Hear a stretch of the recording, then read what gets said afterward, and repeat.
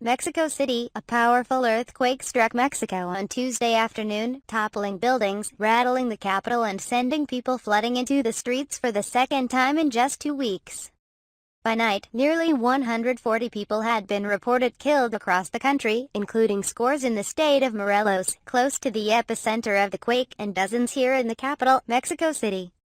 But the figure was expected to climb, especially because rescuers were still frantically digging out people trapped beneath mounds of rubble.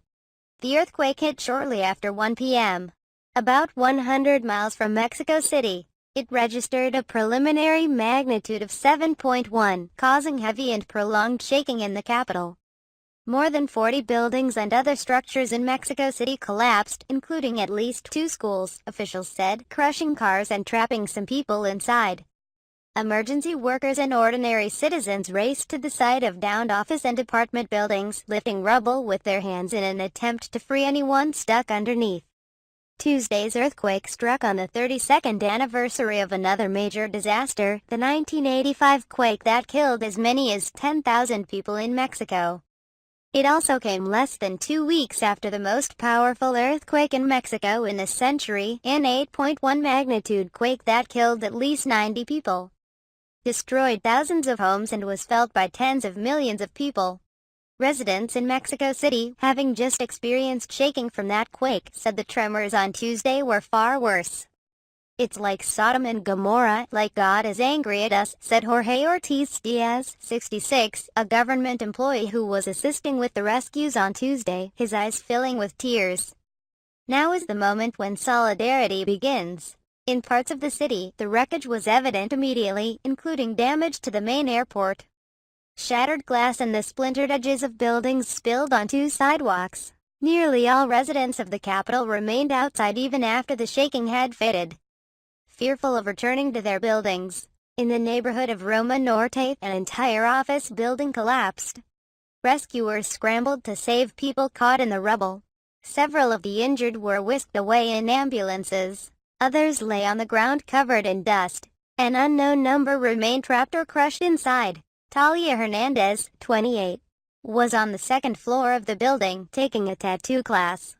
When the earthquake hit and tore through the structure, she said, she rolled down the stairs as they were collapsing.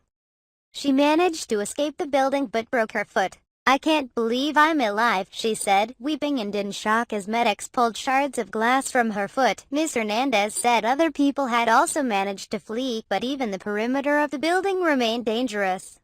The heavy smell of leaking gas permeated the air, as it did across damaged parts of the city. Emergency personnel at the scene were pushing bystanders away, fearing an explosion. The scene was cordoned off, and the injured were being carted away on gurneys and placed in ambulances. The building itself was unrecognizable. It had fallen entirely. The rubble, a brown-colored cement, rose nearly 20 feet high. The neighboring building was partly torn in the collapse as well.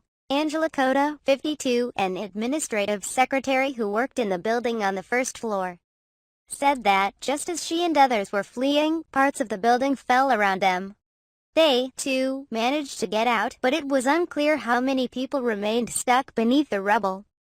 Gabriela Hernandez, 28, lay on a gurney, covered in blood and nearly speechless. Her boyfriend stood beside her, clutching her IV bag. The blood was not hers, they said. It belonged to someone who had fallen on top of her when the building went down.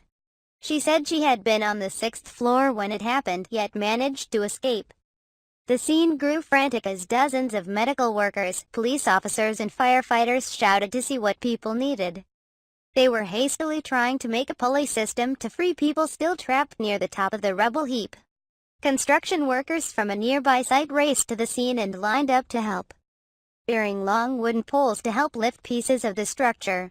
Buildings also collapsed across the neighborhood of Condesa, another fashionable district in the city constructed atop soft soil and extremely vulnerable to earthquakes. Outside, thousands and thousands stood in the streets, avenues and sidewalks, filling the popular neighborhood with a sense of dread. On Laredo Street, an entire 8-story apartment building had fallen into the road, leaving an enormous heap of concrete and rubble pouring into the street. At least 100 people stood atop the pile, clearing it by hand, piece by piece. passing boulders and twisted steel pipes along a human chain that radiated from the heap like spokes. The sound of shouts filled the air, men barking orders at one another. Then came a call for silence, to listen for the voices of anyone trapped inside, screaming for help. Standing on the sidewalk, Solomon Chertorivsky, the Secretary of Economic Development for Mexico City, said he believed that 10 people were trapped inside the structure. The rumble of a backhoe digging into the building's remains and the whir of helicopters overhead dominated. A stretcher was passed up to the top of the heap.